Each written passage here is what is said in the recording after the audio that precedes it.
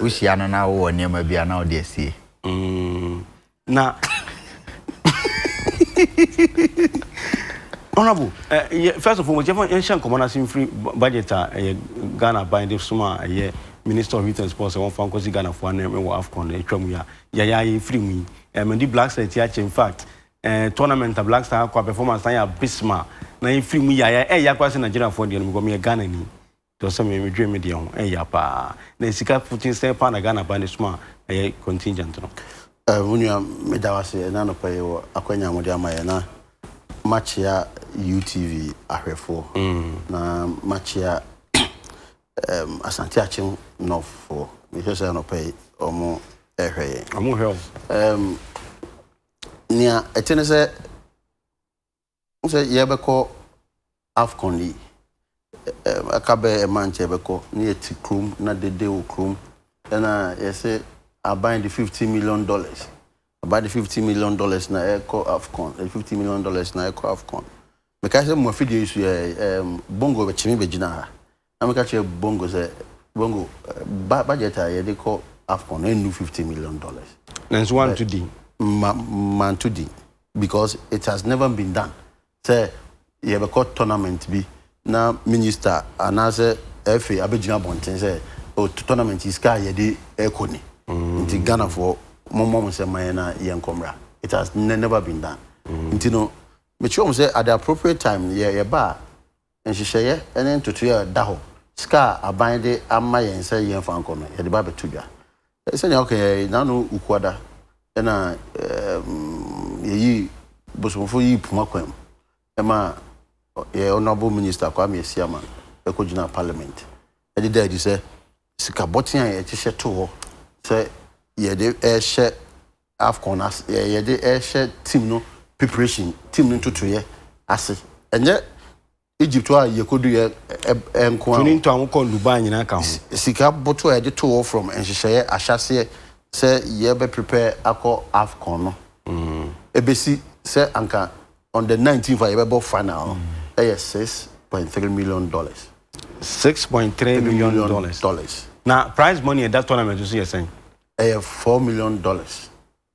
Now, me sure say, Semitis will be Busasa na. In fact, me see because when it comes to national obligation, national teams are there. Me sure say obia country be no tournament. Or say me discover shame.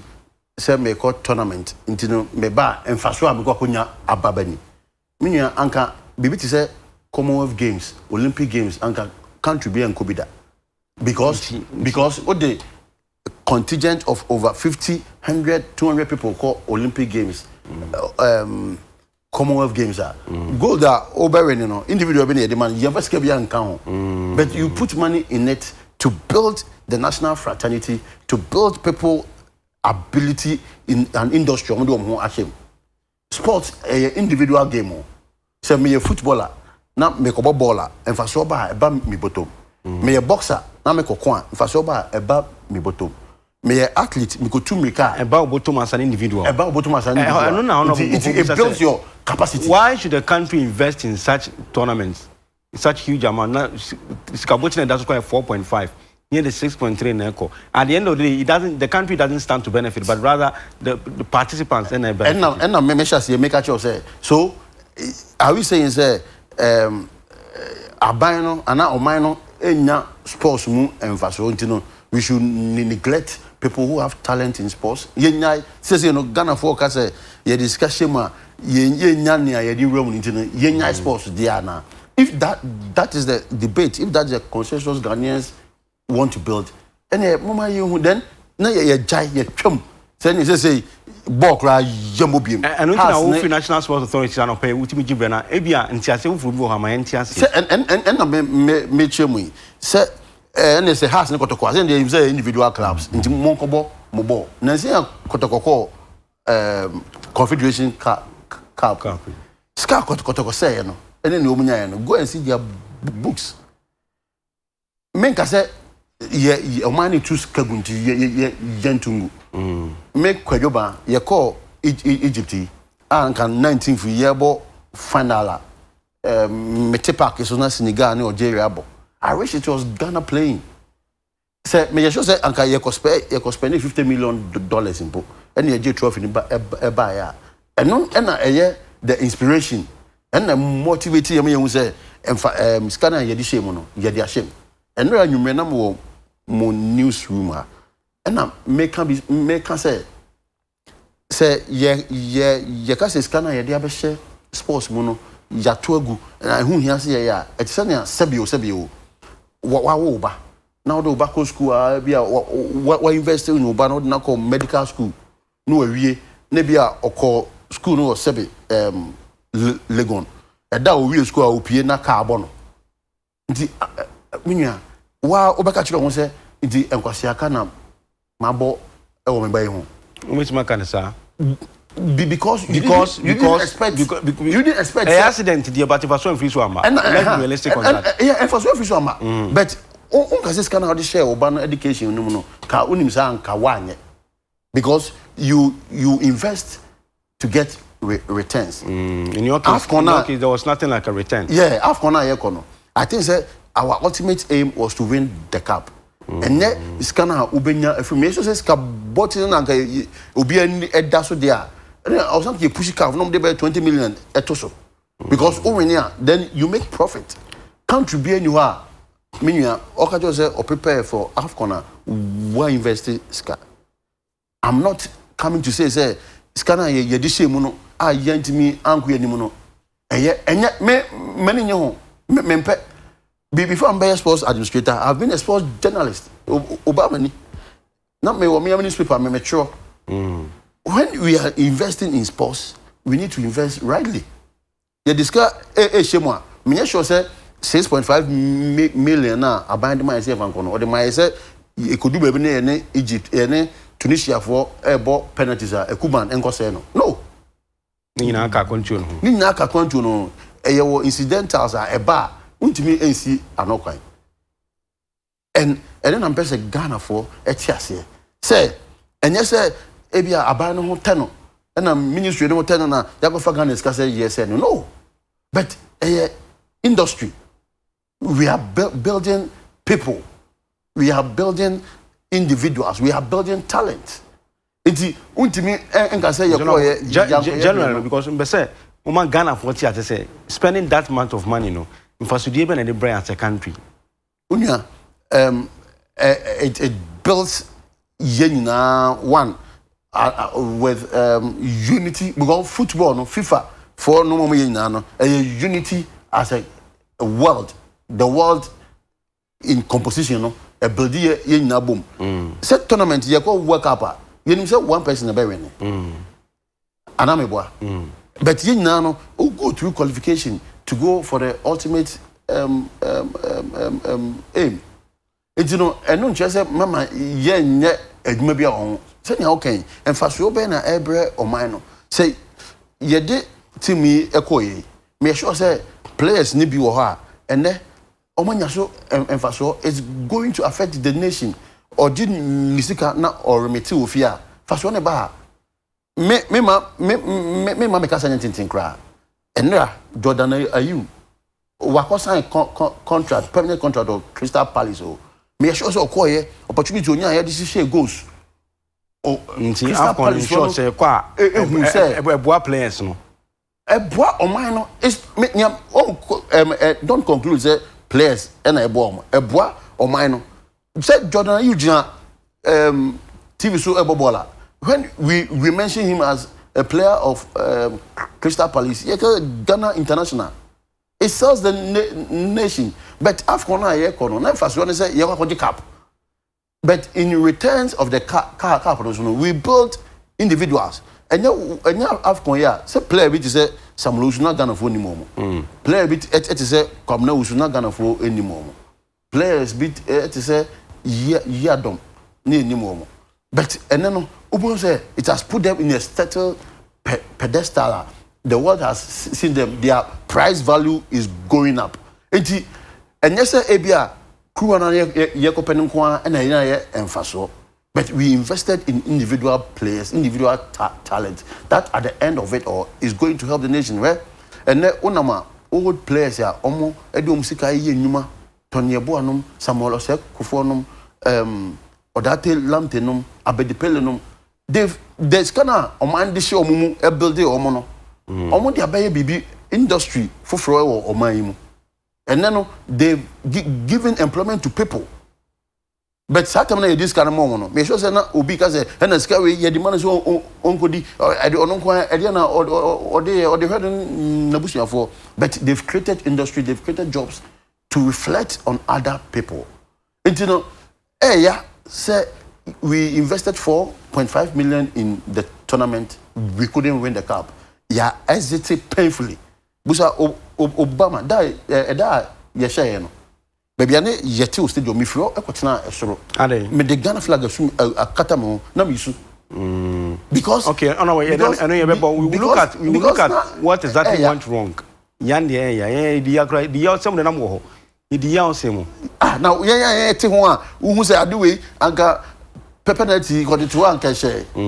Na ohwe pa na the Ghana flag etwa ho ahia. Yes, so to TV when we do an kra wonni say wo hwe bon we no could. Pa. Suppose Obama now tournament na sibi. So what's your budget now? This is not the first time I had such huge budget. But I'm confused with question say, at the end of the day, my buying can look. You're presenting the budget. Sika can it was spending. People were asking say, yes, ma'am. Yes, ma'am asking say, who kono? You didn't tell us that because there was rumor in town say, with the X amount of money now got asking this and this are sent and call into. Why they need say walk about over Kaska catcher and this car spending?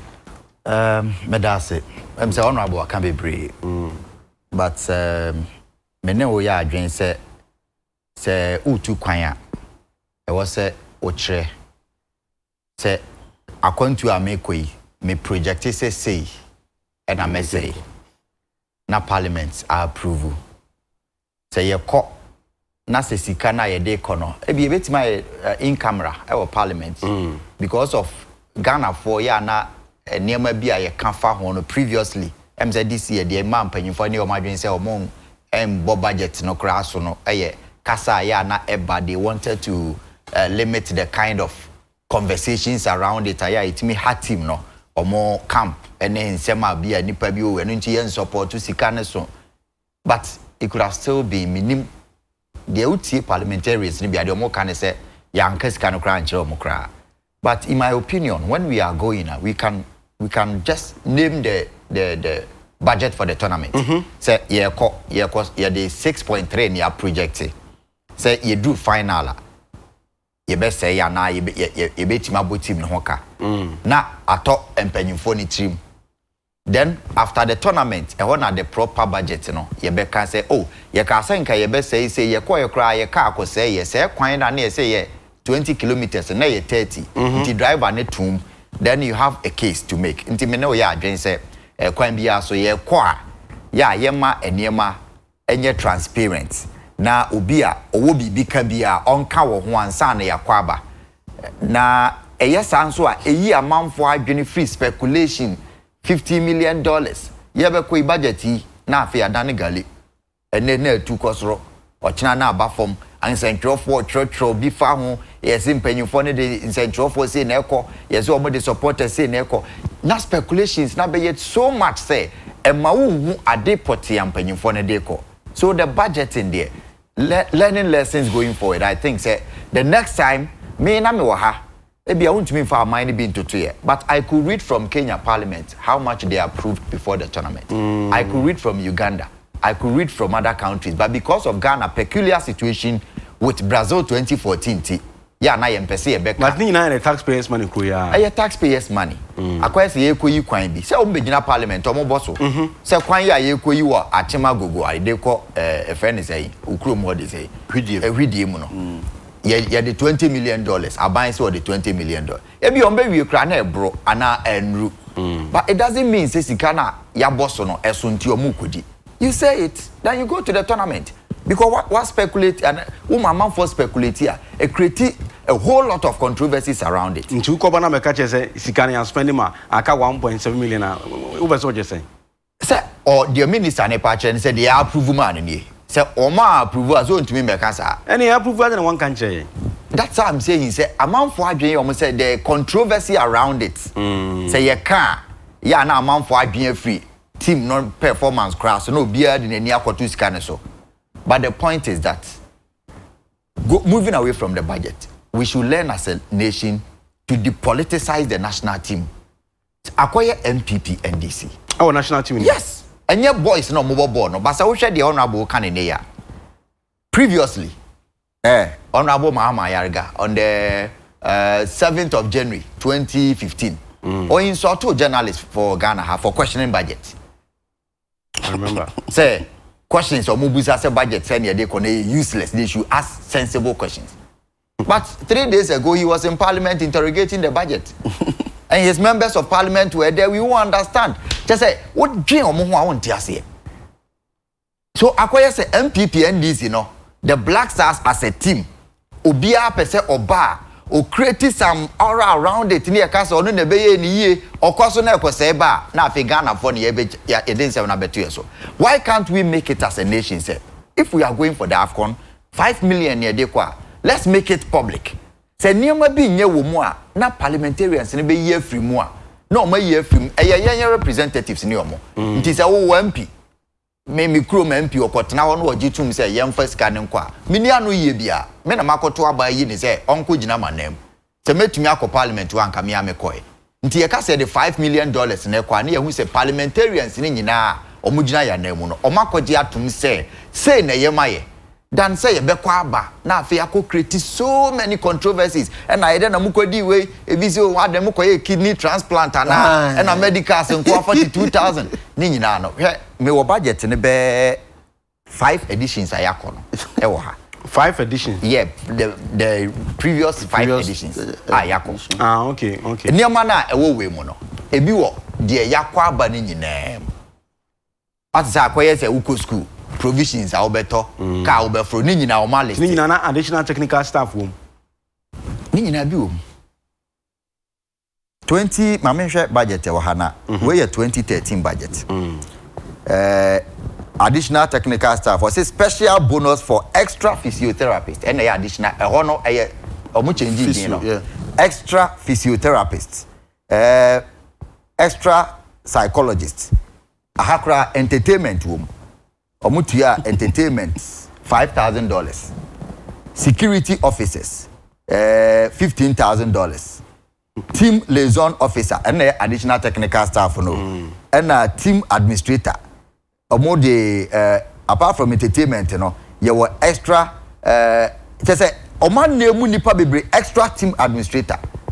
And now your protocol no quite $200,000. And no 2013 budget. Where budget actual as no protocol $200,000, medicals and then 42,000 2013 $25,000. Meals, cost of meals for the team $55,000. And we have $55,000 and omukọ D 2013. This time around they $520,000. Aduane nkwa. So this time nani pardon does. Now accommodation here 1 million plus. Accommodation here 1 million plus. The fact of the matter is that many honorable admin say we should make investment in football. But in the case of Ghana, we are making the wrong investment. Of course. Acquire to say Legon presec for I prepare my school for acquire science lab. I should share near my students, you mark of qualified teachers, or more the teachers equal refresher courses or more build your capacity. So I'm national science and math quiz next year. Now me chrome I drove back for my email in Ameteha. Nkreya amemo mabati so a ebeka bosumi ame akọ national science and math quiz and my promise you almost omo we near. Memo be 10,000 Ghana cedi. Omo ntumi ntule gon preparation bi ankom. We don't prepare. Honorable men no ye Egypt. Utu na 1 tour astrotech. Utu na 1 tour training facilities. Utu na 1 tour and kwada 6 years 7 years omo bobo under floodlight. They are preparing them for the future. So it is not by luck any winning bonus. And Egypt are winning AFCON 7 times. All these years MPP NDC the same budget. Honorable Esiama de na different from Ayariga de. Honorable Ayariga de different from Kofi Umado de. Kofi Umado kra de 2012 Odu Gabon. Yeah, CAF you say ya projected $5.5 million in a debeko. Minister ni free Ghana how could do Gabon. Oni F4 ni koye meeting we ade eche was it the AFCON budget no cry say ye di kakra ka ho. Or the biaka ho. The biaka ho. So the two political parties no. If we don't change from the way ye investing in sports, the beer, I'm predicting AFCON 2021, I don't know which political party will be in government. We will sit here in this same studio and talk about budgets. Why? Because the more criticize it and then they will come back next 2 years. Be on the other side. And they will be on the other side. Then I'm not saying that they will go into opposition, but they will be on the other side. They will also be questioning ebedu ho near the $6.4 million in a coin near Kodimu 6 million. Hey, asoncha ya de de coin no. We mo be san babiem. We should advise the politicians. Say, if we like Honorable Isaac Kesiama, if we like the previous sports administrators, the investment in sports, 25,000 winning bonus. Do you know that the Black Star players, they got more money than the teams that won, some of them that got to the semi-final? I see.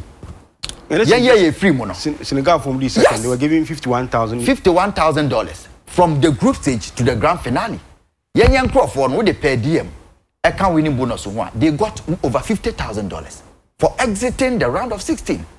And our budget tonight, a chunk of the amount is going into player bonuses. I say, Emrantiana take here, Kase Jordan, you are signed contract with Crystal Palace. That is why it is national pride for some countries when players are invited to come and play. Algeria for Mwene Kapono. The whole of the group stage, they did not pay appearance. I want to winning bonus. Winning bonus. Yes, why they were winning? In 2014 World Cup, Germany when you see their bonus structure, and this is public, they don't pay winning bonus from the group stage. Germany they don't pay winning bonus. Almost just what do semi-final. And Ghana you perceive a team no. Omoje cup na. Mrantian say yete say omukoshia na nado president say omo pesika say yemfa momo na na say me pese we ne cup no na o man energy. Meye. Na waya momo ni atum. Ye pese agi say na o maye saran bonus no 2017 honorable Esiama na de ekoe. Na ye $5,000. Say you said 10 on best last year. Yes, that time $10,000. Or inherited 10. Or inherited 10. No, slashing a year 5. And a year $5,000. And ye decoy. What the sudden change? Players no ball bena omahu ball all of a sudden tia. I feel the asan de call. We should the omutu $12,000. Two frame. Now $36,000 for 3 matches on board group stage near the Maum. Divided by 3. So it was supposed to be 10,000 to 2,000 frame. So we should bonus now moji na. What the friendly matches in the year can weigh $41,000. So the group stage bonus on $36,000 each no moji divided by 3. Is it because the Black Star are a cash cow? You know, a cash cow. It is a cash cow. The boys and even the people around it know said they cannot win the cup. That's what I'm saying. Said the investment in sports, it is the wrong investment. I admit we must invest in football. Na asema me ye analogy ichire we. Wa school for na odi omo faces a omo prepare. Now nim say obetima de. Football is not cha-cha. It won't say sometimes you will lose. But preparation odi be komo no. And no and a we don't like long-term preparation. Yet why ka 2 months with the AFCON na yese mampanyia koshia mpanyimfo bi say e pese ekwaje. You cannot win it.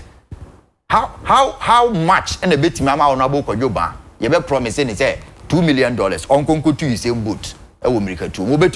He has not prepared for that. And sports is not only about luck and money. How much have you not invested in the Black Stars? Going forward, we should be bold to tell the players that even England, they pay £1,000 per player per match. £1,000. In 2010 World Cup, Ghana Ekobo World Cup, we were paying the highest winning bonus with USA, with Germany, with Uruguay. Ghana and they highest winning bonus in 2010. Even Czech Republic. Even Czech Republic. All these superpower nations. Australia, Canada, Ghana players, Nejisika Kesi Eche Omunina. Ntiebe no na 3 2013 or 2014, $3.5 million on winning bonuses alone. What kind of nation are we building? In your study, kind of frame. And then I'm say sports ministry is na almost entire annual budget. $3.47 million.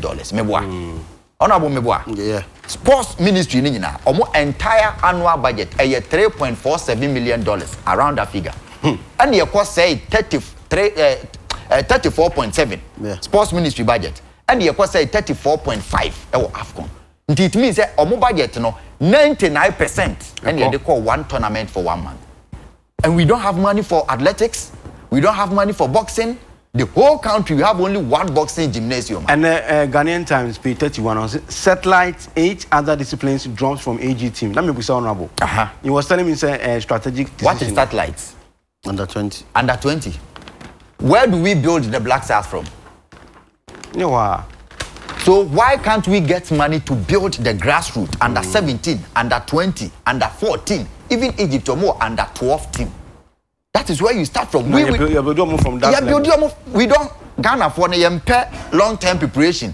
Until you become AFCON 1 month. Hey, you were $20 million. You don't know where suddenly we get the money from. Then we inject it in the AFCON. You the supporters say, you the incentive for, you the officials say, you cannot win it. So we should stop deceiving the nation and start planning. $4.5 million here. If we are to advise Honorable Esiama say, on Tenase, na on Shese, Obeko sa tangent ni bi, I'm sure say deep within him, Obeka say on guy and mam ranting taking the nation for granted. Next time we are going to that point, we are preparing for $2.5 million. 2 million na aka no, ye de koto trophy ne ho wosoro ho. Se mo se mo betimi age a, mo na mo nkoje Ghana for Obeka say emfama mo. Ba ye nkoye ne say AFCON 2012. Zambia for Bano Mukuta $1.2 million for the entire tournament. Ghana budget is 7.7 million. Ye free mu semi-final. Zambia for the ye free. Zambia for no moje cap no player be $24,000. Ghana players $76,000. You see no baby. So when we keep on investing like this, then we come to tell the nation say we are making the right kind of investment. What kind of education are we giving to? When the bank Ghana for buffalo. Some to one of my say me chrome dua nkwanta ya besi park nkwada started bobo training the one more Black Star rabbit mako abruche ya created the right kind of avenue. Now catch me say sir facility now see and no spend $1 million or more. If I'm a beneficiary, my son is a beneficiary, direct beneficiary. Yes, if you are Google, yes, if you are Kumasi Santase, ya hu se nkra na omo nyini omo passport no we tu America omo pon omo ko ya training coaches a enye me ya. But if you go and give it to a particular group of players, 22, from 2006 to 2019. This is the same crop of Black Star players. And no, you make calculate. So they were tournament now for 7 times, 8 times up to now. We're making more than $800,000 from bonuses. We've not won the cup. So what kind of investment? A group of people. The nation is not benefiting from football. So we cannot investment now. Honorable, we cannot quantify the kind of pride football you're born for pride. Say Germany for so much the World Cup. Germany invested more than what they got. The $38 million they got for winning 2014 World Cup. They got more than that because they built a whole city preparing their team. Then when you are a nation, we are native now city back. I say no, they are preparing for something. For 10 years they were preparing to go and win the World Cup. Ghana at the end we don't prepare. We don't have money. We go borrowing. You go borrowing. But a true footballer. Then the same team you investing on, we go and take money from elsewhere. Now they are being invested. Knowing very well we have not adequately prepared. Then we deceive the nation. We are going to win it. Once we say we are going to win it, then they are convincing a man for say any the omodebe ko bia omon fan ko no omon ko jimra. Ukoso anu wasa ko gu e ho ani mase. Hwe ball am rante ne boy no. Can okra kire me. Do they deserve $50,000? Do they deserve it? I'm asking, do they deserve $50,000? So you don't have to defend that. When we come home, we should tell them, say we are preparing kids. Yeah, for local players, you know, you build a local league. Local league, you know, direct investment. Free mobile, economy boost, or more muton so stadium. Yama league na yede. A one pick him rant here free ma. You have come for idea in the local players in Nigeria. Algeria for the local players whom Tunisia for share local player and the ball penalty in share, you know. Yeah, local players or much AFCON. They cannot play. So you can't deceive yourself. Say, Chrome Hub Stadium cry Eden. Uko Egypt. You saw the facilities, you saw the pitches, you saw the floodlight. They are making investment in football. Stadium be a market to a man for more ball or more members or more ton, more ton. So you see direct economic benefit. You don't even have stadium in this city. You need floodlights. Who stadium then you go to the AFCON, you carry $25 million, you are going to win it. Who are you deceiving? So the politicians must be told the truth going forward. Cut down, slash down on some of the payment. You've not won a game. You won one game. Then you take winning bonus for 3 games.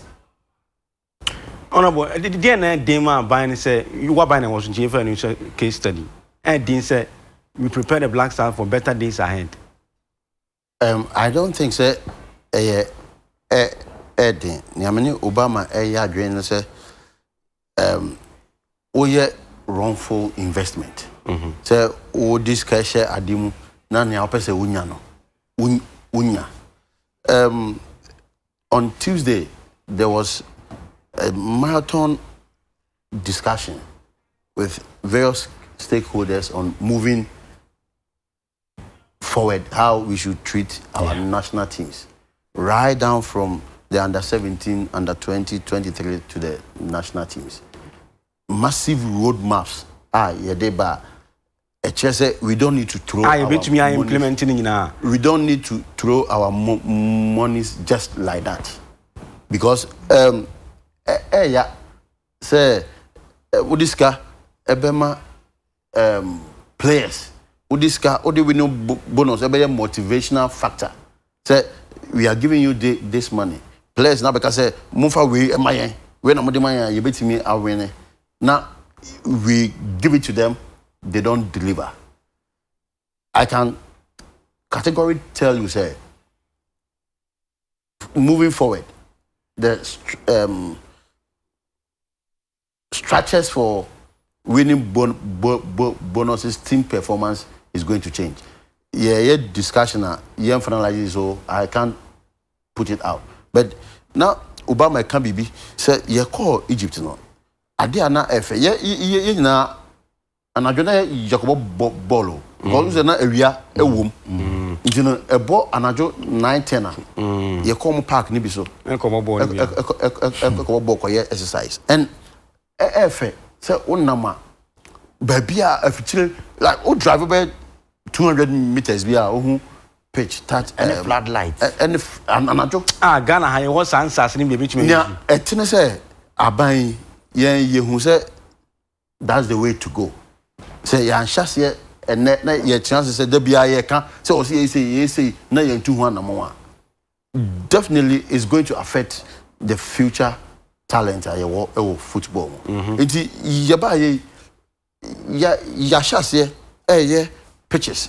Bia ya kwanta o kan ebusa ono a say ye astroturf for Blaster Kuguni when man buy na master chair. Oh no. Messi Blaster they never on buy. We started it last year. Say any bre woman say kokko be dey ni ko twi film am. Ya kwa ko sisika no a. Enye nea ase no na because discussion ye say that bia no if we come and talk about nea scanner that we need to use this as a case study. Only if you the politicians forward. Will change. Say ministry 10 pictures at regional level. Every region, as I this 6 regions now 10 pictures out. By the end of the year, you be cut it short. Inti now no scanner say nanka ye dey come players as a winning bonus no.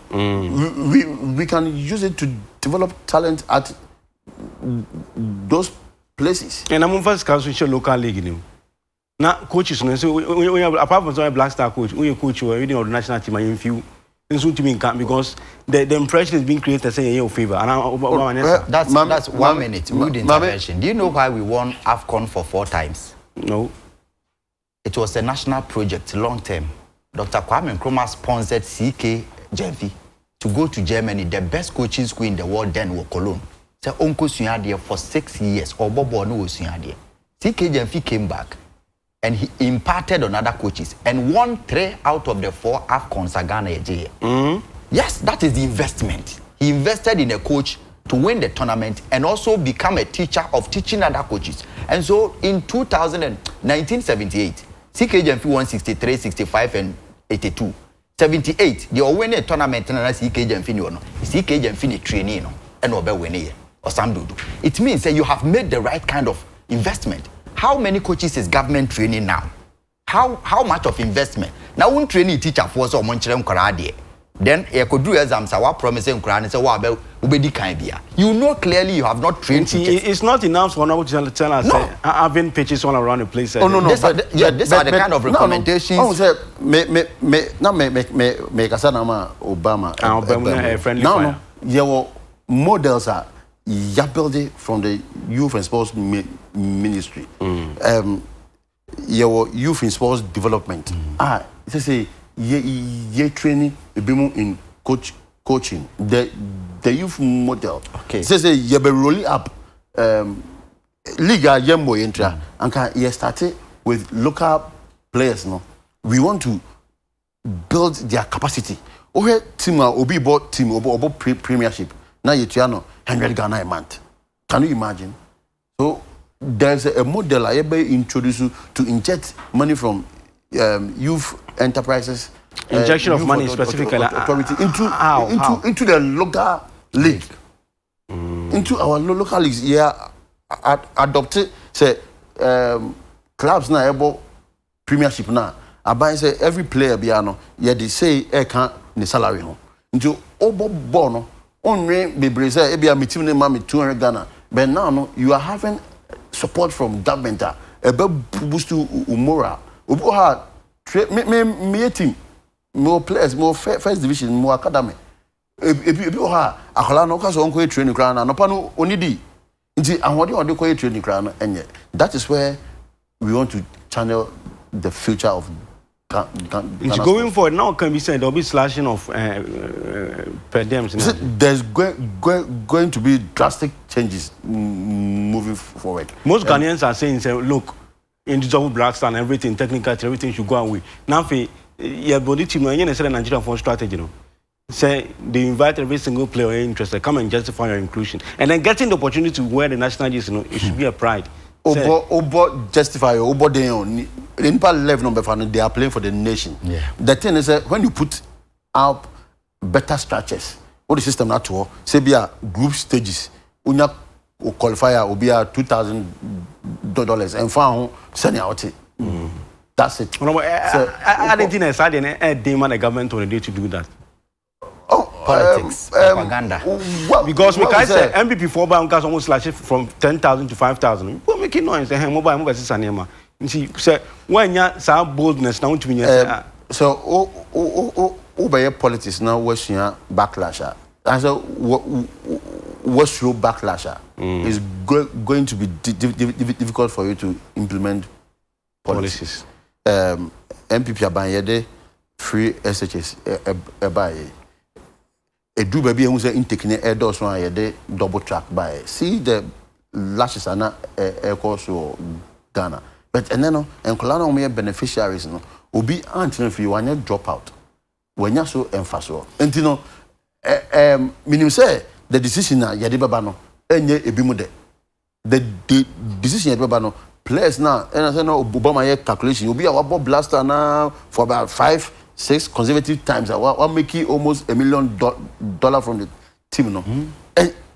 But that is the way to go, because say no, the sense we are gathering from Oman Numini say we are putting up so much money into the blasters at Yenyaso and Faso. So are we going to go on like that? No. To also Sabi, because Oman say why should we continue? Say the sense of the nation is a winning bonus next one. Why should we continue? We take views, we build consensus, and develop what Ghanaians want. One word came out in our discussion, say preparation. Can we do that?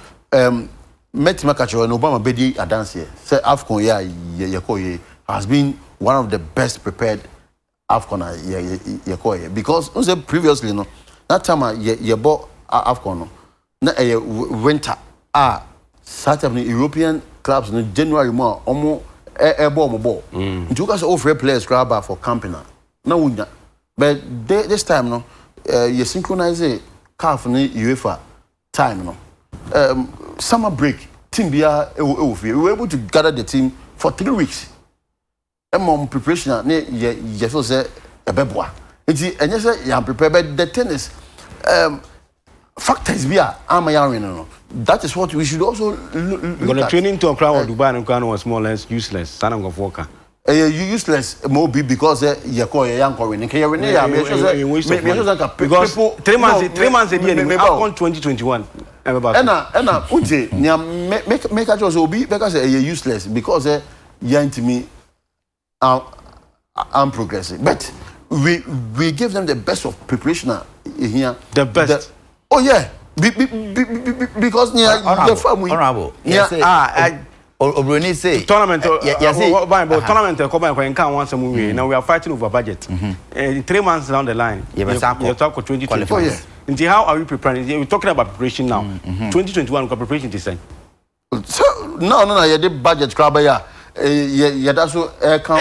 Ghana for we say go now if you fair. You have results. Sir, preparation. The coach will call his team. Edu say also Okobo ne matches are the programs but I make say even on Tuesday we had a meeting now planning on the way forward Ghanaians are anxious. We want to know. So we will tell them. We will come and deliver. No, we will tell them. We will tell them. Sani asakona. Yakoma force of yakoji. I said we are not preparing, but at the end it's becoming like business as usual. Me busa say Yakoba here players you offer you buy 2 weeks ni. Open say ye say assembly mu nyan ne. Ni ka say ye prepare for. Munsaka mu technical report 3 months. Ni na ma intino how can for the police you should buy how many weeks now? And by intino when it comes we will take it up from there. The taxpayers are not happy. So we are being taken for granted. Because say me myself I'm not happy. I'm a taxpayer. So me catch you. Catch me analysis on the team. I should give you my report, technical report on the team. I also give you my report. But you are an authority in sports. And I'm sure so I'm not happy. Sir, Ghana for years say Pepe she papa on sports. Na ye di football ama ye di anim say ye call AFCON na yanko win. Me enya me there because ebia anka minya opportunity bia ka player bia coach ni ko ball position bi ka me kra make say enfane mo and interference. Me sure say I'm also not happy. Into say me ya ball chairman and ka me free care over and me crew ano and Egypt AC form and I'm medical na pia bontina ekrami anka maninye say honorable kojo ban na ban was one yes me AFCON yes it no say me catch you say near ekoso ska o man no e dey share blaster mu ene kokwasa team no kwa na omakoye na em da na maninye ho nti what should be the way forward there na won say here because in 3 months e dey enimu AFCON 2021 and chance here budget in can one some we there na here what are we doing as a nation as far as the Blasters and the general football? If you I don't want to comment because me a stakeholder. Now like I said this is the way forward, but when you ask me as an individual I think there are lots that we need to do to change how you say your team you're planning your team now you get the tournament and I make sure say Yashas here, and at the appropriate time, we will roll it out for Ghanaians to know that now, moving forward, this is the way to go. Well, can we ever conquer Africa again as a football nation, Black Star? Yes, say insanity is doing the same thing the same way and expecting different results. At the end, the same way, no. Say your cost to say idea. You say you're 37 years. Young next half on 39 years. You bet him 10 10 years. Maybe our life begins at 14, you do 40. Well, the American say, Quina ye nam soa, ye de kwasi ye afono, ye nsesa no, ye ntumi nyibi. The best times that Ghana football rose, a time a Ben Kofi had a 5-year development plan by. So planning in haste, I only say Oboka. Who be too quina one to tell near ma, na idea bechina we see Kruma, Bobby a Bobby and Waje. But planning out to go to meet Chinito the open. Ben Kofi put in place a 5-year development plan in 1999-2000. Abra ne team no say no. Or palm players now more honey na arrogance, album pride, album. Dissolve bibia. Dissolve no. Then he went around the whole country. Oh, hono akopeke Michael Essien from St. Augustine's. Wapeke John Pencil from Brekumasna. Wapeke players Patrick Villas. Obianti Omonka from Cape Coast. A friend is Dynamos. Young players. 18, 17. Put you all together. Omo under 17. Or say you monitor these players. You put you more whenever. Nkrawi or sonne so from 50. You we near 19 players at Ghana. You de air build you more for future. Sule Muntari or Befan from Ukes. No, 16 years. Then you build these are players now. Do you know for how many years these are the same crop of players? So I'm qualified for 3 World Cups. Yeah. As Samoan, you're picking from Accra Academy. You don't. It is a one plan here. Do we have a plan in place for our football? Ghana now, your camping base, I prepare footballers. Whenever I say footballer be na hobby. Your camping base, I walk pram. And tontomne nyanyantre, apam players a free one. Say Ghana, you need camping, your players that. We are not planning for the future. And do the pram say team or and I make a choice say pram no more done. Team no so more na homo koda on tontom your mama team doctor need to obufri. If I'm lying, call the national team doctor. Say emwa ho Ghana camping. Say you pay 1,000 Ghana cedi a year spree why you be man cranena. By your CAF going to mean $1 million for players bonuses. And do you want to win by this plan? So the politicians know how to plan for the future. If we don't plan, said the okay, meaning I bet now AFCON 2021. When the qualifiers never started. You planning until time this one idea betcha me any Sudan aboa near San same old players now. Because wouldn't it be? Meanwhile, I couldn't go by a technical team ground presenting report. This is what went wrong. Because something might have gone wrong. Yes, when trees fall on trees, the topmost must be removed first. Niama abubu agu no se sa de free straw. Ye no niama na abubu agu se dua we ya koba ya abubu no. Ye ni ye besa abeso abi agu so. Nti omo kisi dollar or Brazil omo kire say they want money than football no. We start resort back to them. Ni asa ko frɛ omo. Ni abo qualifies na beka 2 months to AFCON no. Dey we fidie sie o. Na ya san akofrɛ omo say o se kwesi apia ba na o build team. Ya hu de ya 2 months to AFCON na Samoa Jan ba, Jombo ya ba, Wakasu aba. Omo a kodwa Samoa na o ja national team ya san akofrɛ omo ba. Omo be bo ibi. But ni ye pese ya building kwada. Ben Kofi building 5-year development plan no. Metima tena ha bobo omo nyina di. Omo de ye kwa under 20 World Cup final. Omo de ye kwa World Cup 3 times. Nkura na o build omo for 4 years no. Ghana we don't plan tiete why yes Samuel Usu bi apie wo Kukariki wo Serbia ne yakofa no. Wo ha yes achu bi apie wo Porto ne yakofa no. In the country we are not planning. We don't have any plan. We call the national team on default. That is we be apie ne yakofa no. Akwa bi aba internet ne so wo bobo ne yakofa no. No national team plan by that. We don't have a plan. And if we want to win, we must start investing in right infrastructure, right kind of planning, right kind of technical capacity about building technical personnel. You need physiotherapists or ha. Abain twin trainee will be our so a video analyst to Kruma. Nti ebeko AFCON 2021. Obese additional technical team. Will be from outside. Ni akofa no free abrochi ni amana $100,000 so me trainee enkwada but o mani pa no $10,000 na utumi de niko school mani sua sa ade ni bi. Ba ye betwen mabobo budget ay de ko 2013 AFCON a kirew. Ye additional technical staff wom. Ye ni physiotherapist o Kolebu teaching hospital. Ye ni bi o 37. Ah ibetimi de o mako abrochi se o munko sua de for 6 months. Said de kwa me nkroma ye no. Mo be national team no physiotherapist for maybe 10 years. Then say you pan was spending 50,000 won ho or ye Ghana ni wo si fie wo ha wo boka wo ha ba ye betwen a AFCON 2021 me no me no be san betena ha say additional technical team yakofa abrofo so meboaye So the cost that we are investing in the national team, it doesn't make sense. And I'm telling the honorable, do you know why the players demand so much? Togo for the cover as our appearance fee, no winning bonus on the buy. Adebayo mo qualify for 2006 World Cup or more Cologne. Omo share na buying their him for aba. Yes, the Minister of Finance or then a boosting for or money the hotel at the expense of Togolese team. Na Togo for say young players na ebe born. You boosting for ni ha. You mpo yenya says can be. It is a one my sky yemo. And the appearance fee buy. So the players are demanding this much because they think say you will come party at say I buy $1 million so mo de kwaya di we yeah you be born so mo mai bi. So let's cut down the spending on the Black Stars.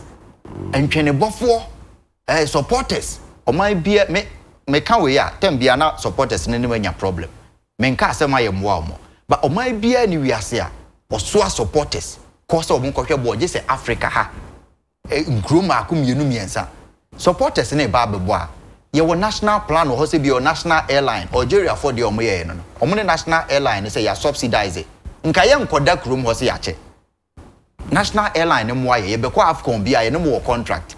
You carry supporters. Oma be cost to be yenso ya baby because any national airline. And no planning na ye be bo kasa e wa Afcon ne ho. So the right kind of investment we are not making. Into wo na Samojan ani Andrea you ba no mo ka say ye beje $10,000 ansa ne aboa. Planning into any replacement into ntumi nka say wontua. Akoye say wadi obi tacho wa adwuma mu wa hye ne tacho na pesa obe build amo mechanic capacity say na wo host show obi o ha woni ho obeye but say ye hye wo nko a wo so peka ya to wo pefie ya to ye ja obi o twa camera bia da wo beka say wo nya adwuma no obi antumi nya adwuma nti asamoja mo bebo for 20 years we are not planning what the striker be about me mo chance asamoja but asamoja ye planning no ye prepare no through a process ben kofi mo plan no mo de to wona yi ne bai wha na e plan biem wo ha na yakoma coach $50,000 so me coach Black Star coach no wonti krum ha o sorry an okwa abruchire onhwe Ghana league ne kura no hu player bi ode ne ko ade e chia yesi yekoje Afcon so who are we deceiving throwing money coach Otiakente no dey no technical or a technical director call him and ask him say ne plan for the next 5 years 10 years I told you say Germany for planning for 10 years to win technical director Black Stars or no technical director of the FA nti oko Egypt ni bi wanko Egypt ni bi he doesn't need to be there but what I'm saying is that how much has he been given so on prepare national team for the future we have not given him the money we want to use the money 2 months to the Afcon to motivate players and it's shown clearly say money can never be the motivation or motivatory factor for the Black Stars it's never shown yene Nigeria for na need $10,000 for Africa in 2013 Nigeria for your economic recession good like Jonathan say ya hwe mu say players na kai bo mo ho na so chen other sectors no nti FA no mo nko country players ne say you betime tua $5,000 so mo mo a omunyai do you know what happened Nigeria for slash your winning bonus no to $10,000 no from $10,000 to $5,000 they won Afcon the year that they slashed the bonus from 10,000 to 5,000 they won it means that the money was not the motivation who you play about national team na unya club kobo Jordan Ayew won call Crystal Palace so why is it that in Ghana yet me try a national team players come more than what they are earning from their clubs now look at the breakdown on screen also visa fee one feeding fee accommodation winning bonuses there bufukane additional technical staff no so we abrofo ne ko from physiotherapy so we prepare what training bibini bi so onye so that can if you plan for a longer time you can train a native with far lesser amount but broni no ba wo so pe physiotherapist e bi ni ukrum we pe video analyst onto video mbia NCF no na sa internal transportation from Accra to Teshi to back to Accra and I'm from Circle to Accra Egypt for a whole internal transportation for supporters for journalists for team officials incidentals but you go to Geneva to tomatoes can never nyando account incidental 42,000 me say me no mi no ya ntena ha discuss Brazil 2014 say aban esoma nipa so omonko World Cup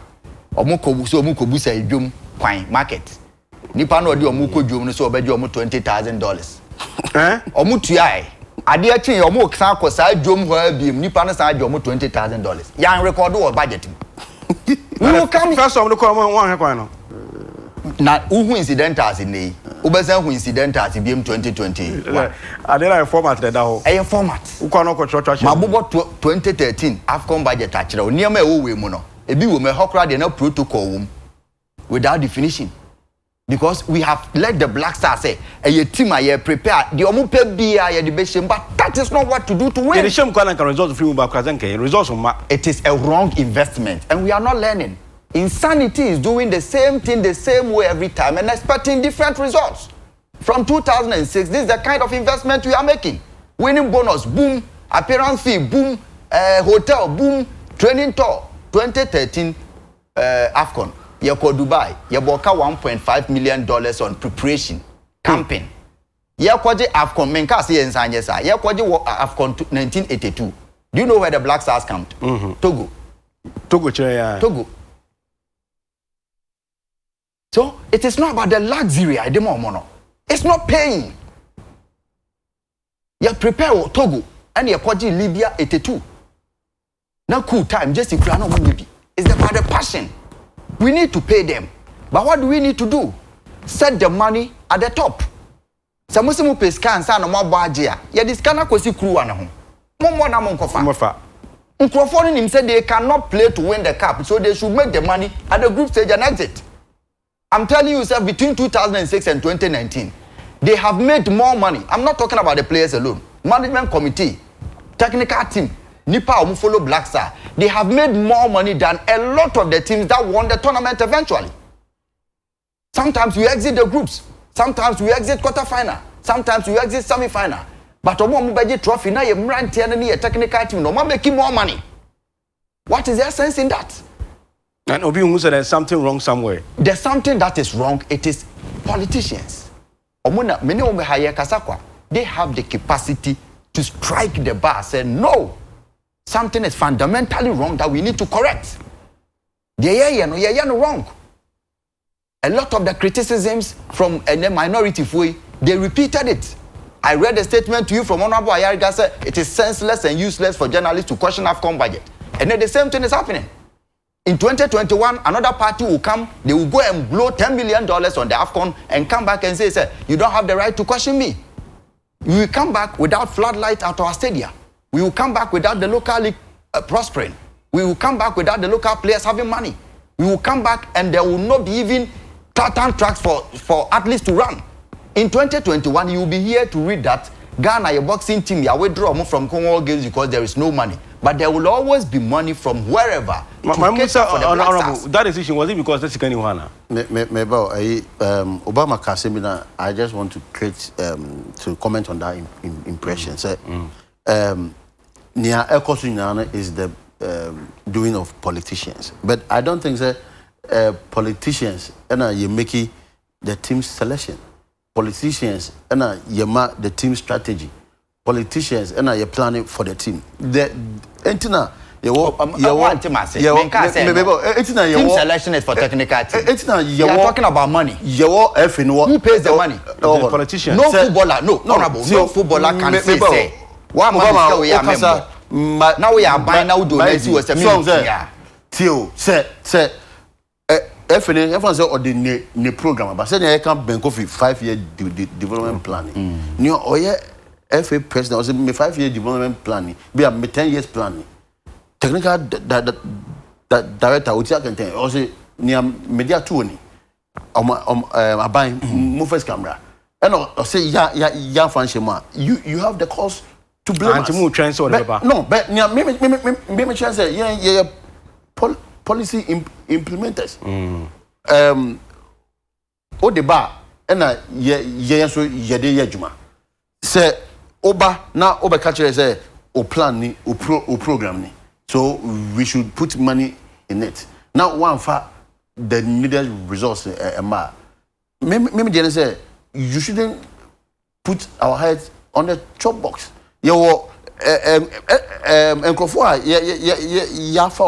That is their responsibility. It's not the back starts with you. The back starts with us. Politicians are not only policy implementers. They are policy makers. No, Theo.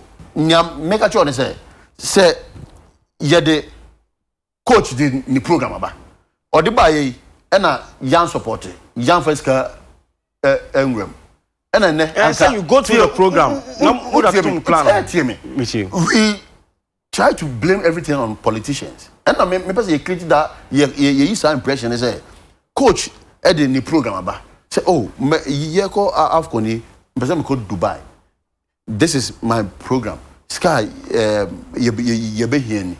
Yadiama, one could deliver. Why should you come and blame the politicians? Or they buy also because Dubai and go Dubai. No, see me. See me. So I'm right back grab a tournament. You won't prepare. No, almost one person would Lisa hotel 5-star, 3 square meal every day. Young for Monco. Obey. Who team obey. Some prepare. Many. Oh,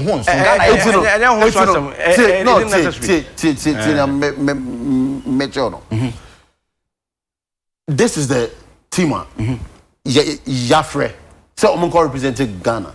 Eshe coaching sa, eshe normalization committee sa. Yade omo program aba, omo activities aba. So this is what we want to do. When I'm where my yebeti me akọ rene cap no. Aba no ehun se nyom de ba no. Yen so yefa yesanto so. Na yen sanse se nia yebese muye ni. Ama, why are we leaving them? Say, any omo de share by omo the active players no ye nyom to near say Yabana it's a shared blame. It's a that's what I want but I'm saying that the back stops with you and your politicians. The back stops with politicians. To fail. Beyonce Musa technical report. And your politicians. And government demanded technical report from the technical team. And I chair the team said they should fail us. Honorable, Samuel Osu, Ebo, or your left winger, would never go to right as a coach. Oba no was cutting. We've not come to the play performance. No. I'm sure we are discussing the budget. Politicians now, a man cutting so what's a family. That's a technically behind the wrong person. So no. Make sure say the failure start from somewhere. Anka omo ye na politicians, omo de baye e na ye for scanner mamu. Ai e na ye baye, ye see ye be ko Dubai. Ye see ye pe edroway, ye see ye pe GPS vest. E na man fa my enti e na ye failure. Then I'll take the blame. But ni amo se mo pe ye de amamo. Mo nkobo na fa anonyam eni de emra and the question the Black Star players edit man pon 24 no. Enye so omo de say we can deliver. What's akonwa mu? What's akonwa mu? E bia anopa ye say efia da bia she fugu. Oso o me de fugu me sha eni miskin fa. Me ho tete me. It measure t-shirt. You are in the seat. You are driving this program. You are moderating us. Me I've been a program director before. My media manager. I'll give you what you want. Deliver for me to get the eyeballs. And you're different when you're different football. No, when you set target and there are objectives, you give whatever it. Then you question the integrity of whoever was integrity. Integrity. And I bet say near. Ebia near your team man say on no. Wanye ni no bi. Ebia player we your friend no. Wanye ni no ma ye. Ebia tutu ye we ye tutu ye no. Sanya ho kan ye say they live in luxury. Ebia Dubai wa cry dom ko ye no. Na o zaka ye dom ko Kenya. Ebia Dubai dom ko ye no. Zaka bia dom ko Sudan. Say ye ko tournament 20 for acclimatization purpose into no. Ye for mo ko Dubai. And so we shouldn't blame it on politicians. So from 2006, going forward, once I say OTC team on the open our debate. If you consistently invest in something in the same way, and it is not yielding results, isn't it upon you as a politician to change the format? Simple. And I'm starting to make a choice. On Tuesday, we had a marathon meeting. Things are going to change. We will not That's remain what we want this to hear. Forever.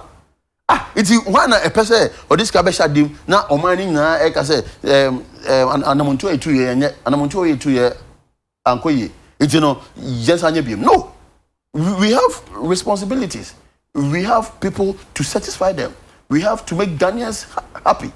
We have to make Ghanaians satisfied. Musa, Ghana for apart from budget, no sense. technically, in your own eyes, what do you think went wrong? Me, I think that your team selection, player positioning was some of the things that I'm why because so also me analysis on everyone said Tunisia game no cry substitution yeah do we now say Pate ene akwa ene kura mfifimfini afri akwa na Pate ahoden abafom then coach yi Pate yi afri akwa free and me as a spectator maybe I say why because any part of Jia no ye adwuma no o di na free na hoden abafom no order to them ode Kwabena Usu ebemu I was expecting say Kwabena Usu ebe call natural 7 nanka Samuel Usu akoda 11 ho ni ehun say ho no otimi twetwe a otimi di make cross na no we so otimi twetwe a otimi de call na Samuel Jan no di meja fifi no also use experience and experience now obedi call your own goal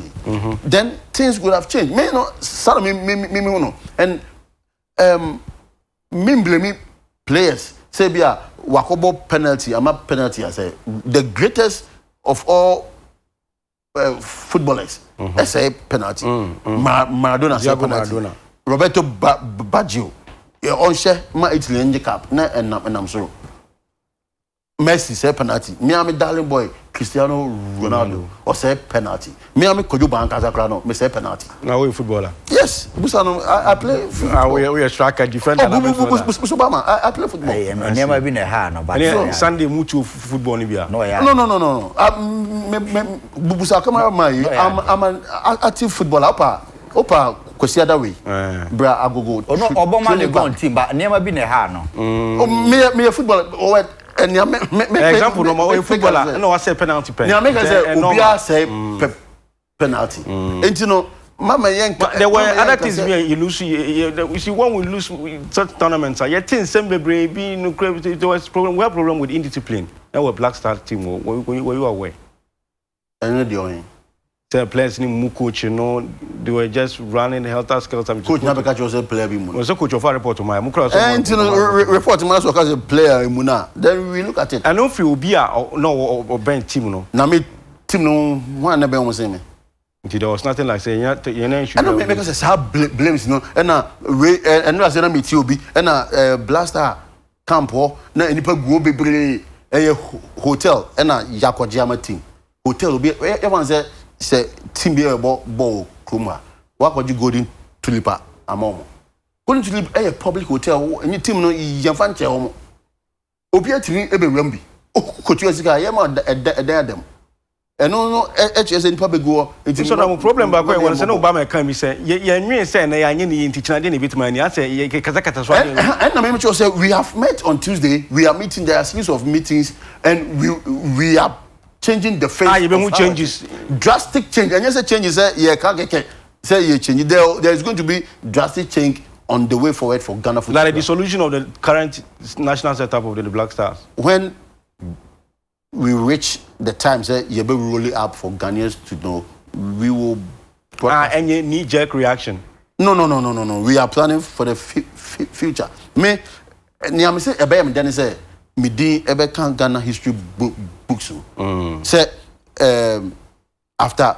2019 Egypt AFCON structure and Ben Kofi ewu and Obama ti wo eboni din o sam do ewu sike jan fi onwu o nya ewu dachi mewu maintenance de bia but you better say after Egypt no Ghana for e football share monsa e Ghana sports share monsa MPP aban e je se mbedi ani mu no muhu se enkoyie no modern to say na e buy na honorable Asiama na on sports minister no odi animu kwadwo ban na ye board chairman sports authority na oka ho omampanyi Akufo-Addo apenso na edi to to say ya ene Ghana sports Ghana football as that is what we are all calling for idea enye no make us say next time ye call AFCON bi me qualify na Oka tell me say yeah the winning bonus we are na Eco Blaster me enko bia me Makotram constituency akomafu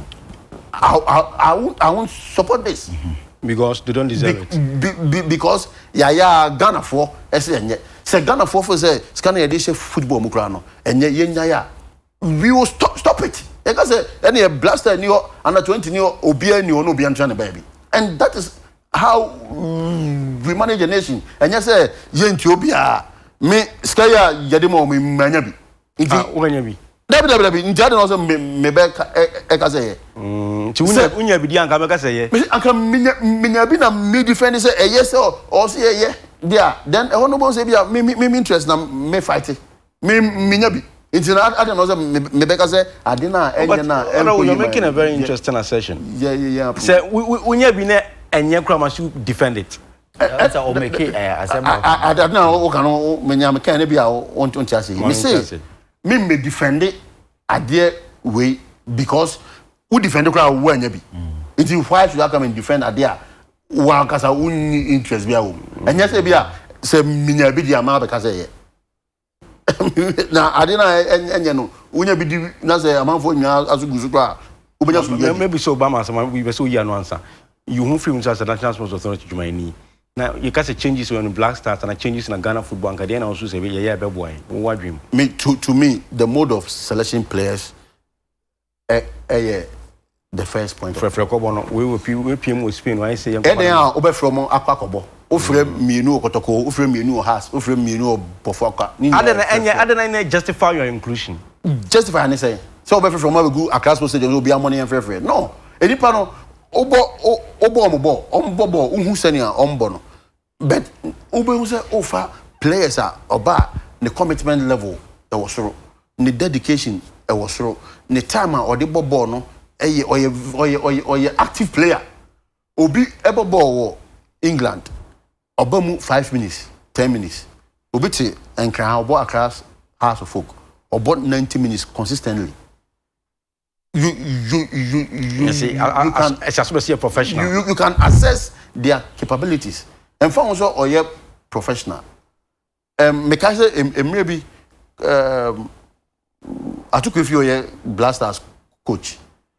Now Ghana in Nigeria the time I know no any baby and I stand on na enkoyi o yusu across of o ma modro me say na enkoyi na foreign players na kire omo and ultimately performing me say kwesi apia yi has player na kotoko player na efrim no na mani nyo because players we are no more team no kra no omo kono they were with injuries and also ojo team. Let's build our own. Let's build the local content. Me say minya isa nyabusa me mapaya there should be stiff competition or say team no obienya I say team no ebi top position so me dey nie so o dey back na so ka so onko bo position for o say member those are the things that also say footballer and coach say strategically position we na boy be boa me a mo so mo and I mention so those are the things that moving forward or say now yeah the technical direction of the team need I want to be this department no technical director head coach me person my name calling but you give a proper technical direction or the structures papa at all the motivation should be say men call winning na menje it shouldn't be say and then me bo match we ya me fa we go fie or me bo we ya me fa go fie say players no enyo madwen so ombebo a yen frefre yen me say odi me kodnya so na me bo na me say menye capre na ye failure eye dan say wo ko fa obi a ono no etia bruchira obo ne bo a ye fe say o ye real professional na wa bebo na this man na anye yi oni miniminu esusu be ne wo esusu be ani so moving forward that is how we need to look at the team. Yeah, team is very competitive. Say yeah, for say bebo any here Algeria for me and I can say no me final stadium more Algerian players no bono ultimately say they were playing with a certain motivation and a certain spirit. On board we are social media handles Twitter and Instagram. Nia Opraya, one of my phone Opraya, name from Moja, ni just now a foreign or one go see you. Just in Mojano. But I said I was dying for the nation, not for the money. Wow. Those are the things that inspire patriotism. So, I know now you hear say you feel say be national kalana. And no money any jeme and me nam kwanso kwa agogo. Ochina me ne kwam sifa kan kokroko charity. Yeah, the incubator e koma agogo hospital. Okay. Me nam unse kwameko. Me nam kwanso ameko. Mbeko na minister frame. So kwajo ye hia o UTV say ye discussion. Kona koko jinam. And a friend national pride. I can mbeko. But I have to come and tell Ghanaians what government has for Ghana. My idea, we create appearance fee, baby. You know, those are the things that we should be looking out for. Me, as an individual, o catch me say, o the team ni me directed team no, me manage team now. Those are the things we should be calling for. And yes, wait to be na boss na za ku take a decision. Na doctor nya na take decision take care. We are say dey hu. It should be the level of understanding. So my level of understanding and appreciation of football, and I'm mature. You need to take bold decisions. And yet, decision will be added. Say, yeah, the way to that's how you player on my obi bebo. And no, na also Ghana say no. Yes, sa Brazil no eba yawo Egypt as same way mekama atiefo ehunu say players no na yawo I just say a day before Tunisia match no me jana finfin Stephen Apia to say na Same Kofoti say na Apia say Charlie we a player senior who appreciate games and we outsider a different crowd and I'm saying capito ade I say kwaju born ye more but tension ni ejina me so but we a player na say ye nya for say kokoba o for say normal thing na we but and no who say he has a responsibility to deliver it okay, and then I got a certain impression. Say, and then I think I know. Or no, why former player no, he's feeling it again. Or also Philippi.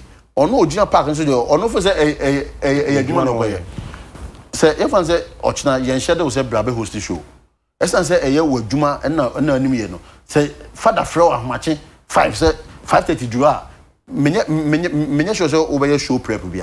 You can come and deliver. We do no. Say your friend say me make will show you more. Make a for that so me 3 days for preparation. Because I don't my juma. Sad pressure na appear. So you footballer.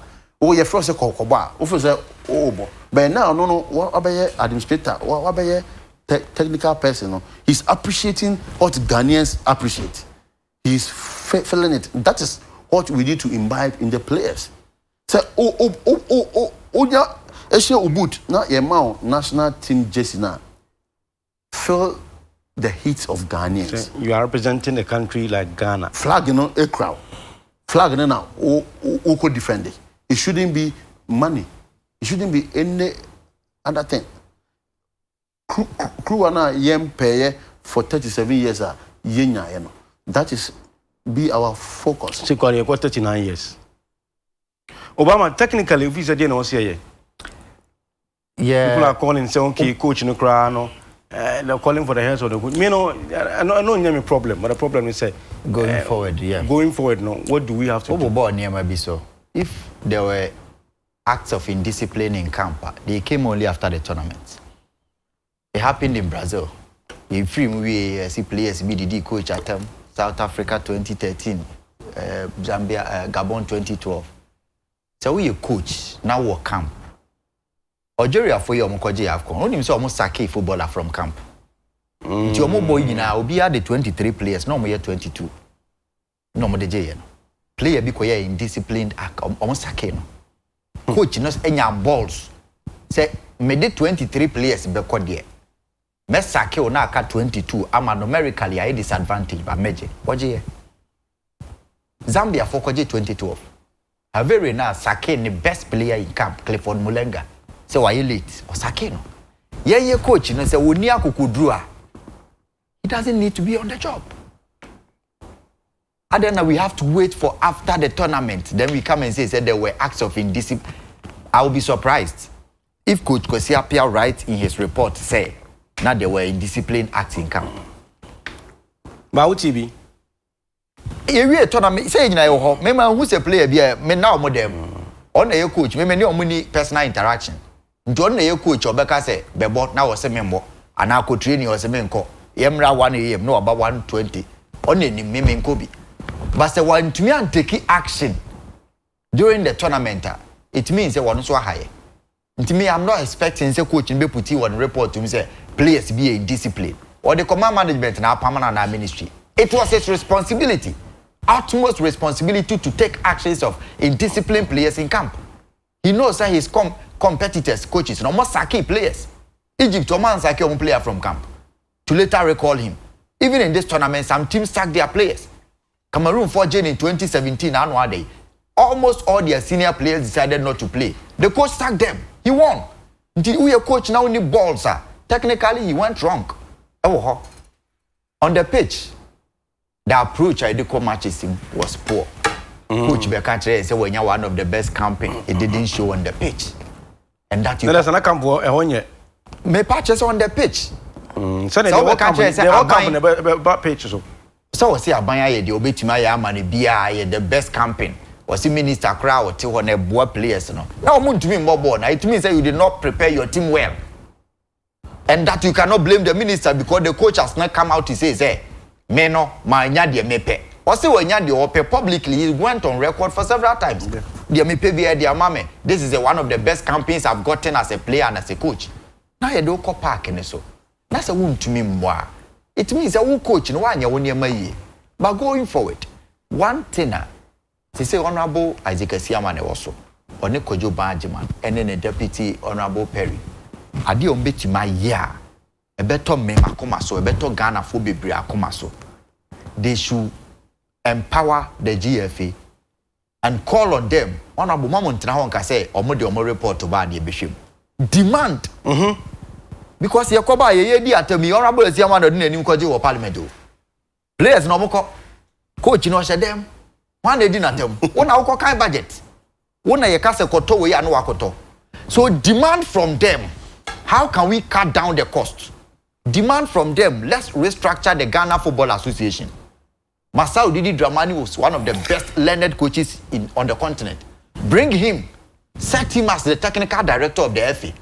Call him every quarterly. Say, on the technical report to Mra. How many players do we have as a country? Our more under 17. Yeah, count on them. They started preparing Mesut Ozil and Mario Götze from age 6, Germany, and they won the World Cup. So, who are you keeping tabs on? Technical director and Fabra Ministry near who cost a year, but players no more quality enough to play for us in the next 10 years. Fano, Wafa, best coach who is in the country, say local coach now pair. For local coach who is over the competence. Now you don't just appoint him. So be appointed coach net you $30,000. I tell him say we are sending you because we have a bilateral relationship with Germany for human empowerment. And yet capacity building and Germany for the hungry for ministry no must sign deal. For Kwesi Appiah and our panel. And Ibrahim Tanko no young coach awoba. Ye more match bias is here. Send him and 4 other coaches. We go Germany, we go Ukraine, we go doctor for him for Cuban co training. Our bilateral relationship. If we are investing so much in footballer, why can't we send the coach na ya fanano? You be more $30,000. But you move 5,000 is for your own training.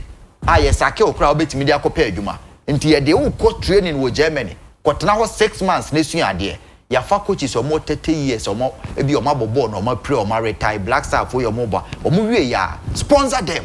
Or Conwo bar, or me can't just say I'm $30,000 I've been coaching because what boy, until your fat doctors no more cover on housemanship or best wow minor. We are not doing all this. So Honorable Isaac Asiamane, you have the biggest responsibility now to restructure sports and appoint the right kind of personnel, develop the right kind of infrastructure for blueprint neto. Ukwa ye mo din se benko fie nka se ye call AFCON 2019 ba ya enema say ye no. Honorable Ezekiel Amane ne board tenasia. Omo restructure football ka say enei ye ntua exorbitant winning bonus to because it is not the way forward. We are going to empower the players from the grassroots. We are going to build our local league. Every year, this is how much government will invest in from the Youth Employment Agency. This can be best support. For national teams, we should be able to call players from the local league. Hunger, not a new boys no more bow. AFCON we no hunger nim. Ghana ye da for me kabakwa ye pe kate. Ball kutua na Ghana ni nante na Tunisia ni na washe one no. Wono rashe krasa akobo akwetri. There was no hunger. It means that they wanted to go. And when the players only the hunger ni hono, wa bossa from 2006 or 2010 onye cap no onyeska or petema koni team. What is the hunger? Wo we show in hunger wo dey na enye obi a waye 10 years the same thing. Nti na wo di intern ba oba also obeye presenter. O ka chen so nko producer na ne ho pre. But bi odene be hye bi obekọ hunger. But oye do ba bi ada it is natural. So we should be able to share who is the best player or the iconic captain for Germany when they were going to World Cup. Ballack. They dropped him because he had lost hunger, not because he was a poor player. Ivory Coast won the AFCON after they had dropped the most iconic player in their history, Drogba. There was no hunger. Or Demwenge, Nigeria fought drop at the time that he was their best player. There was no hunger. Then we paraded Omoya without hunger. Then we sent them that we are going to win. We will give them $30,000. Who technical director now we say call upon? First and foremost, you don't know say commitment, hunger, a play an influential role. Yeah, this some lose super more say you know who ball and over. Menka say your best player. But who hunger no dey ball no coach no or the neighbor for 15 minutes no say you know. All free mo no or 2 mirika. Na ni kura je say I want to be abo. Obi wo mo a wa ball 30 minutes, 40 minutes, 70 wa mo hu coach yi na no wasan mu na. Ono no omu until we should cut down media main to make us say these of the Black Stars. Ibrahim Tanko is at the under 23. Let's start from there. Say I'm free kwa some more beam. Want to me die on my kasa then I'm free national team any permanent players. Yeah, Kobo AFCON 2019 qualifies. 2021. Under 23 ni under 24 no. Yen kan che o mo se mo dia fe na moba. Sebi sansem hunu na mpanyimfo o mo di mo ani be ye mo amfa ska ma ye mo no. We are not going to tolerate that. You are playing for your own future. Nti wo mo a na sika nti na wo ha. Go out of the team. Yan mpanyimfo na edi ani mo no so no. Yan kan che who say we are not following the team because of money. If we cannot play, go out of the management committee. We are here to serve the country. Ye ni here, ye benya sika later. Ni enya ye di.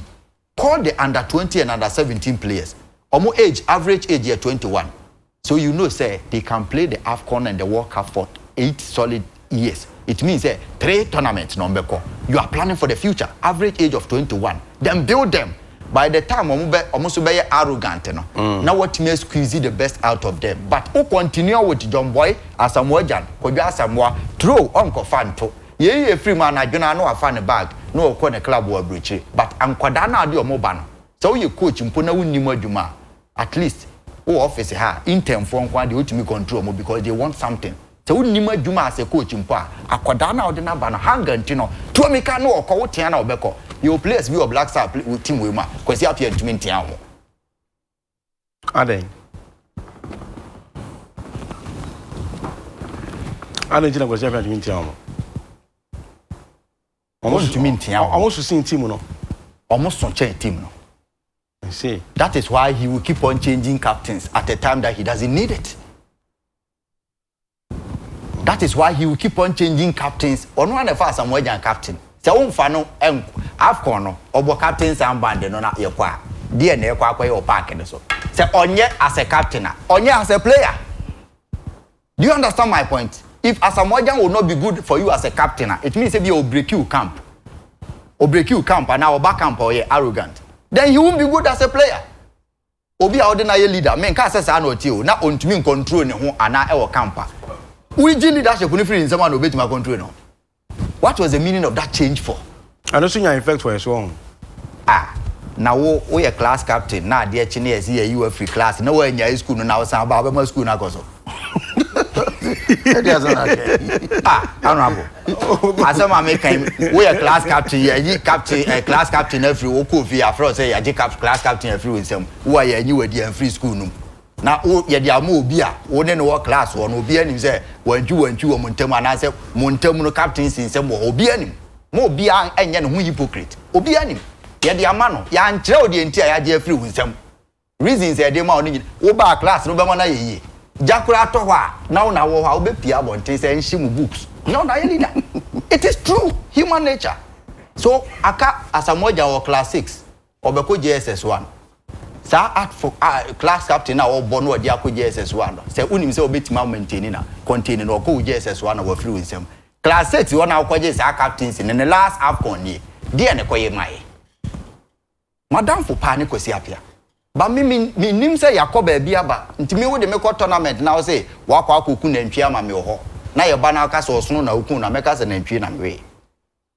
and say sports journalist na mudi eche kwere mu amanya sika ni bi na mu kasa say na kasa ye tie ka ona bozo o sports journalist e no wo ka se one o tenasia players ni be o mo bi o sports journalist no crave for sports journalism if doesn't care if you are a sports journalist you hold an obligation to the truth. The truth is that we have followed a format that until a man for person we reduce argument into sports journalists, and it is not about that. Is it the first time sports journalists have followed the team? In 2010, World Cup, but we as another dance, or more prepare budget to find him sports journalists be $5,000. Was it true? Did that change our winning mentality? 2013, and first sports journalists uncle. Ministry of Gender omonfa manko USS here kwakuba akone kwasi prat mo mpanyin for aban tu kwane epesi ni editors omonfa monko when they come back we say Ghana to say US ana meboa this here arts and culture for mo de journalists e wo Spain o mo say o mo kwa kosia tourism omba ombeba be ka say Ghana is better than Spain o be kasa na je say wan kasa uni adwen che say bibi kakra mpanyin for them we are telling them the truth say this is the way to go. If they restructure the team and we will win. Now, I'm to fast sports journalists and Kona me metna me TV home. Some papa alternate TV home have gone 82. Ya win here that's what I. So metna TV home na me share near win here because I did not go. Can I write in my newspaper say Ghana did not win? I cannot write. The truth is the truth. Let's not reduce the argument that honorable command of OBC. Me buy honorable as you can see, my dear, make can't change say no cre. Now okase on kasa me who be my name station be ma. I like it. But he has to draw the on take cane no. Now on found people the things that are wrong. Say no one kasa who no say be wrong, but he should whip himself into lane. A sports journalist are whip us. You are the leader. Restructure the entire sports. Now arrogance ne wom nipa ni pride. You are talking about Algeria. Adlan Gudera. When you ni ombusa no bagdabu nejo say I'm not playing for money. I want to play for the nation. And you know Ombusa and say winning bonus send you the more. I was not playing for the money. These are players that when they are going to play, they can tell us, say, yeah, and you say they are more. Obi a oko to America. Was so one man 1 million and send a botoma on Comerica. Or do so on winning. We go cast a call winning a bedia. Or so about winning. So all those things, let's cut it. So me honorable to me restructure sports. Fallout Abbey. We cannot be talking about it for the entire time. The only difference Honorable Ezekiel can make, you say, after so many years, this time he's taking a bold decision, which will go into the annals of Ghana football. Say, that was the point we changed our entire national team setup. Say, near the Nkodanke to a biko, ya fabaku free, a baby pele free tamalene, then a call AFCON 92. No, we're 16 years, and then a war mudi. Ye hwani afra kura bi from Bunkuru yo ye so obobo obai wo yi na kuma mu no de boy ye hye na wo su ye ko AFCON 2021 ni efiri mu group stage na amanfo hu say ya mokasa omo bobo bi a future on betima ba minister no be duru ha obi abeko ne nsema ma yeah